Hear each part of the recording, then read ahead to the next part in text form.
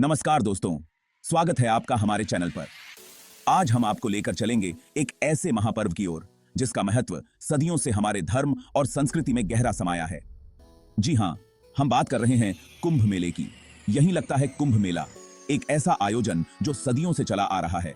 दुनिया का सबसे बड़ा शांतिपूर्ण मेला जहां लाखों लोग एकत्र होते हैं। कुंभ मेला सिर्फ एक त्योहार नहीं है, यह एक आध्यात्मिक यात्रा है। ये आस्था की एक गहरी अभिव्यक्ति है जो हर दिल को छू जाती है। विश्वास की शाश्वत शक्ति का प्रमाण है जो पीढ़ियों से चली आ रही है। लाखों श्रद्धालु पवित्र नदियों में स्नान करने के लिए आते हैं। कुंभ मेले की उत्पत्ति हिंदू पौराणिक कथाओं में निहित है, जो भारतीय संस्कृति और धार्मिकता का एक महत्वपूर्ण हिस्सा है।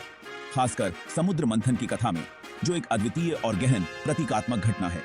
इस प्राचीन कथा के अनुसार देवताओं और राक्षसों ने दोनों ने अमृता की चाह में अमृत प्राप्त करने के लिए ब्रह्मांडीय सागर के मंथन के लिए सहमति व्यक्त की। यह मंथन एक महान और कठिन कार्य था जिसमें दोनों पक्षों ने अपनी पूरी शक्ति और धैर्य का प्रदर्शन किया। इस महान कार्य के लिए मंदरा पर्वत को मथानी के दंड और सर्पराज वासुकी को रस्सी के रूप में इस्तेमाल किया गया। यह प्रक्रिया अत्यंत कठिन और समय साध्य थी, लेकिन अंततः इसके परिणाम स्वरूप अमृत का उदय हुआ। जैसे ही मंथन शुरू हुआ, समुद्र की गहराई से अन्य रत्नों के साथ अमृत का घड़ा भी निकला। इसके साथ ही कई अन्य दिव्य वस्तुएं और रत्न भी प्रकट हुए, जो इस कथा को और भी रोचक बनाते हैं। अमृत के अधिकार के लिए देवताओं और राक्षसों के बीच एक भयंकर युद्ध छिड़ गया। यह युद्ध केवल भौतिक नहीं था, बल्कि इसमें आध्यात्मिक और नैतिक तत्व भी शामिल थे। इस ब्रह्मांडीय संघर्ष के दौरान अमृत की कुछ बूंदें पृथ्वी पर 4 स्थानों पर गिरी: प्रयागराज, हरिद्वार, उज्जैन और नासिक। ये स्थान अब पवित्र तीर्थ स्थल माने जाते हैं। अमृत से पवित्र हुए ये 4 स्थान कुंभ मेले के स्थल बन गए।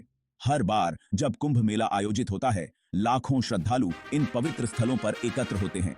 इसलिए कुंभ मेला इस दिव्य घटना का स्मरणोत्सव है जो हमें हमारे आध्यात्मिक मूल्यों और परंपराओं की याद दिलाता है। एक ऐसा समय जब माना जाता है कि स्वर्ग और पृथ्वी की सीमाएं धुंधली हो जाती हैं।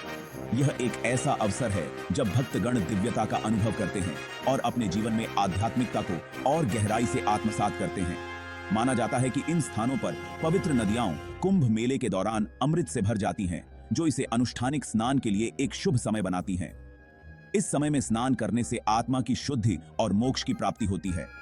समुद्र मंथन की कहानी केवल देवताओं और राक्षसों की कहानी नहीं है, बल्कि यह मानवता की एक गहरी और महत्वपूर्ण कथा है। बल्कि अमृता और आध्यात्मिक ज्ञान की तलाश में मानव की खोज का प्रतीकात्मक प्रतिनिधित्व है। यह कथा हमें यह सिखाती है कि जीवन में सच्ची सफलता और अमृता केवल बाहरी साधनों से नहीं, बल्कि आंतरिक साधना और ज्ञान से प्राप्त होती है। तो दोस्तों, कुंभ मेला केवल एक पर्व नहीं है, बल्कि हमारी संस्कृति, आस्था और मोक्ष की एक यात्रा है।